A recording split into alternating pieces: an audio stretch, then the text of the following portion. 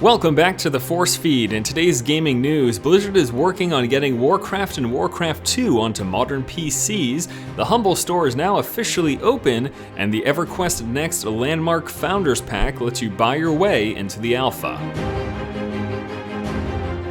Hello ladies and gentlemen, welcome back to the show. Force here with your day's gaming news. First up today, BlizzCon 2013 took place last weekend, and there was a lot of major news and announcements, but the one thing that was severely lacking was Warcraft 4 news, much to the chagrin of many fans of the franchise. However, we did get some information that some of those classic Warcraft RTS titles will be coming to modern PCs.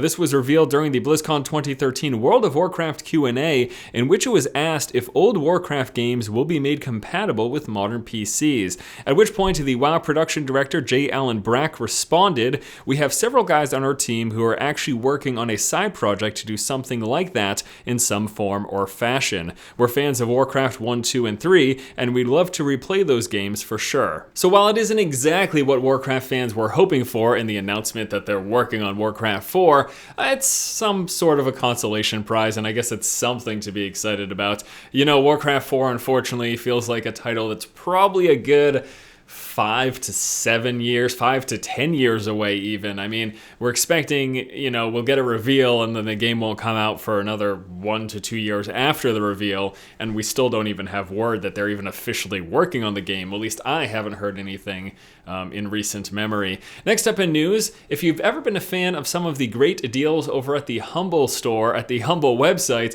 the Humble Store is now officially open. So I've talked about in the past the Humble weekly bundles and the Humble indie bundles and things of those nature. Well, now there is a persistent store on the Humble website that lets you purchase games at great discounts with proceeds going to charities as a result. So there's a wide array of games that are going to be available. These are limited time and they appear to be on daily discounts. Now the purchases made on that website, the proceeds will be going 10% to charity, 75% to the creator of the game, and 15% to the Humble Store itself.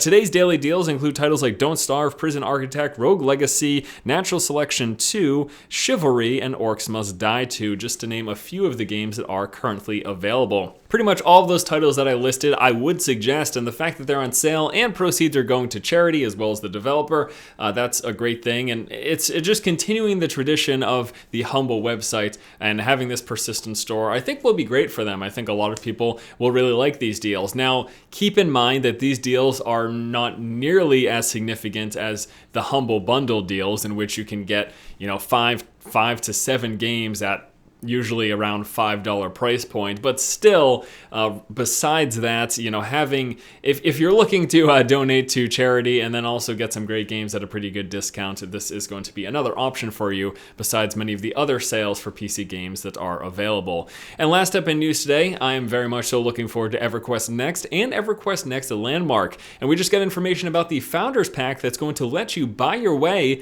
into the game's alpha. So there are actually 3 packs that are going to be available. The first basic one is the Settlers Pack, which will give you beta access, which will be happening on or before March 31st, as well as some in-game items and titles. The next step up is the Explorer Pack, which will give you everything in the Settler Pack, plus Alpha Access, which will be starting on February 28th or sooner. Also get a Ring of Bounty, Mega Pocket, and some additional gear. And then finally, the highest pack, the Trailblazer Pack, gives you both of the prior packs, as well as 4 shareable beta keys, a name on the EverQuest Next Landmark credits, an XP bonus for the alpha, as well as a head start on the game's open beta. So yes, EverQuest Next, one of those major upcoming MMOs that I'm very much so looking forward to, and Landmark is the Minecrafty construction spin-off of that game that will be coming prior to EverQuest Next and is actually going to be somewhat incorporated into the game. I think the way it's going to work is people who make some just fantastic creations, those could actually make it into the fully fleshed out MMO.